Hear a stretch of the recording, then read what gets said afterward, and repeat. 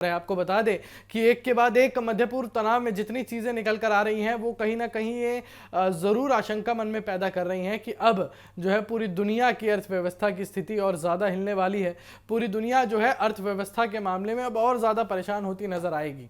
यानी ये कहा जा सकता है कि ना ईरान हार मानने को तैयार है, ना डोनाल्ड ट्रंप हार मानने को तैयार है, और हार जो है कहीं ना कहीं वो ये दुनिया मानती चली जा रही है, क्योंकि इन तनाव की वजह से, जो मध्य पूर्व तनाव हुआ है उसकी वजह से जो है भारत के साथ साथ बाकी सारे देशों को उसके हिसाब से कॉम्प्रोमाइज करना पड़ रहा है।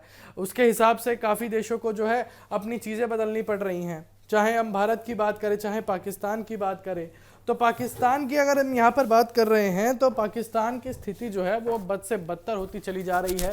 वहीं भारत में भी महंगाई में उछाल देखने को मिला है। जितनी भी चीज़ें हैं, दाम हैं, उन कीमतों में उछाल देखने को मिला है। और ये कहा जा सकता है सीधे तरीके से कि ट्रंप भी पीछे नहीं हट रहे हैं। ईरान तो चलिए पीछे नहीं हट रहा, लेकिन डोनाल्ड ट्रंप भी पीछे नहीं हट रहे।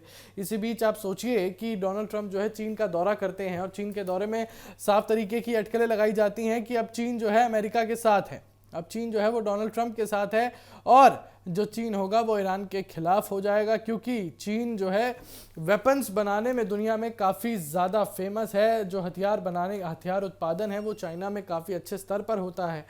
तो उस चीज़ को लेकर शायद डोनाल्ड ट्रंप यहाँ पर हथियारों और कुछ पैसों के लिए जो है चीन का दौरा उन्होंने किया होगा, ऐसी अटकलें लगाई जा रही हैं।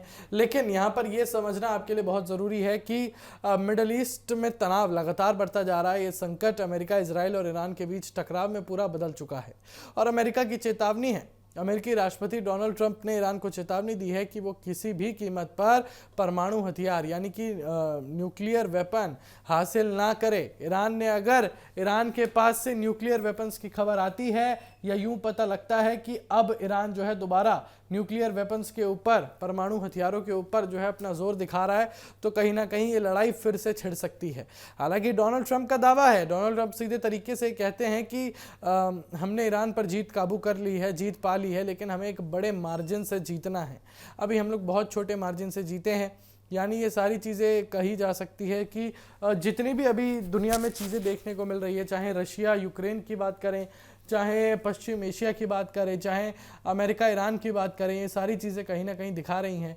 और सैन्य तैयारी की बात करें तो अमेरिका सेंट्रल कमांड यानी कि सेंटकॉम द्वारा ईरान पर एक संभावित फाइनल स्ट्राइक का जो ब्लूप्रिंट है वो भी तैयार किया जा रहा है। यानी सीधे तरीके से कहा जा सकता है कि अब जो है ईरान के लिए भी मुश्किलें बढ़ती जा रही है। इसी खबर के साथ हमारे साथ जुड़ी हैं हमारी सहयोगी कोमल माथुर। तो कोमल जी, आपको क्या लगता है कि जिस हिसाब से अभी स्थिति चल रही है मध्य पूर्व तनाव की, सीज फायर तो टूटता हुआ नजर आ रहा है? और देखिए, साफ तौर पर यहाँ पर डोनाल्ड ट्रंप का बयान निकल कर आया है। उन्होंने ये कहा है अंकुर कि ये जो है तूफान से पहले की शांति है। देखिए कितने बयान जो है इस युद्ध में डोनाल्ड ट्रंप लगातार बदलते नजर आ रहे हैं, और ये साफ तौर पर एक तरीके से सवाल यहाँ पर उठा रहा है कि वो देश के जो है प्रधानमंत्री हैं, है ना। उसके बाद जिस तरीके के उनके यहाँ पर बयान निकल कर आते हैं, वो अपने बयानों से लगातार जो है पलटते हुए नजर आते हैं। तो ये बहुत सारे सवाल जो है इस बीच में खड़े करता है। जी बिल्कुल, डोनाल्ड ट्रंप जो है वो अमेरिका के राष्ट्रपति तो है ही, लेकिन वो राष्ट्रपति वाले जितने भी पदाभार हैं, जितने भी कार्यकाल है, जितनी भी कार्यशैली है, शायद डोनाल्ड ट्रंप अब वो निभाते हुए नजर नहीं आ रहे। क्योंकि डोनाल्ड ट्रंप का विपक्ष, डोनाल्ड ट्रंप की जनता यानी अमेरिका की जनता सीधे तरीके से ये कह रही है कि अब डोनाल्ड ट्रंप को समझ नहीं आ रहा है कि उनको क्या करना है क्या नहीं। क्योंकि डोनाल्ड ट्रंप खुद एक बयान में बोल देते हैं कोमल कि जो है मुझे अमेरिका के लोगों की फाइनेंशियल आर्थिक स्थिति पर कोई भी बात नहीं करनी, मुझे कोई फर्क नहीं पड़ता उनकी कोई भी फाइनेंशियल स्थिति हो, कोई भी आर्थिक स्थिति खराब हो। लेकिन ये कहना कि उसके बाद ये कहना कि मुझे ईरान को हराना है, यानी ये चीज़ें कहीं ना कहीं ये साबित कर रही हैं कि डोनाल्ड ट्रंप ने अब हर चीज़ को अपने ईगो पर ले लिया है। और ईगो, जिस इंसान के अंदर, दर्शकों, जिस इंसान के अंदर ईगो आया है, स्वयं अहंकार आया है, उस इंसान का जो है जो ध्वस्त वो इतनी जल्दी हुआ है, ये दुनिया ने पुराने समय में भी देखा है और अब भी कहीं ना कहीं देख सकती है। क्योंकि डोनाल्ड ट्रंप की जितनी बयानबाजी है कोमल, जितनी हरकतें हैं, वो कहीं ना कहीं इस ओर इशारा कर रही हैं कि ये डोनाल्ड ट्रंप अपने ईगो पर ले गए हैं। जी देखिए, ईरान ने किसी भी हमले की स्थिति में भारी जवाबी कार्रवाई की धमकी दी है, और ट्रंप प्रशासन के खिलाफ जो है आक्रामक रूप यहाँ पर अपनाया है। बिल्कुल। और हॉर्मोज की बात करें तो हॉर्मोज के संकट की बात करें तो तनाव के कारण दुनिया का 20% तेल ले जाने वाला हॉर्मोज स्ट्रेट दुनिया की अर्थव्यवस्था के लिए सबसे बड़ा खतरा बन गया है। हालांकि अभी की अपडेट से आपको रूबरू कराएं तो अपडेट ये है कि स्ट्रेट ऑफ हॉर्मोज से कमर्शियल जहाज़ों की आवाजाही पर अब जो है पाबंदी काफ़ी हद तक हटाई जा रही है, काफ़ी ज़्यादा छूट दी जा रही है। रूस का तेल और अमेरिकी प्रतिबंध की बात करें तो अमेरिकी प्रशासन ने रूस के कच्चे तेल पर दी गई अस्थायी छूट को खत्म कर दिया है, जिससे वैश्विक स्तर पर तेल संकट की आशंका बढ़ गई है।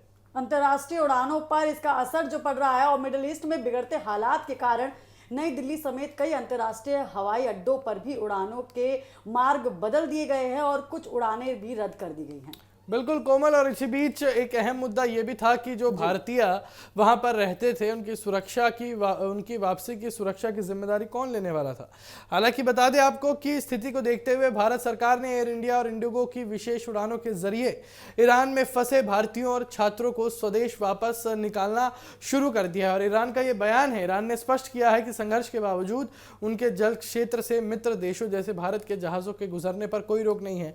लेकिन कोमल, जिस तरीके से हमने तस्वीर देखी कि कैसे ईरान के द्वारा भारत के जहाजों पर हमला किया गया, वो चीजें कहीं ना कहीं इन चीजों को अलग करती हुई नजर आ रही हैं, इन मुद्दों को अलग करती हुई नजर आ रही है। लेकिन फिलहाल मध्य पूर्व तनाव में क्या होगा, हमारे हर एक अपडेट के साथ, हर एक खबर के साथ TV7 भारत आपको लगातार रूबरू कराएगा।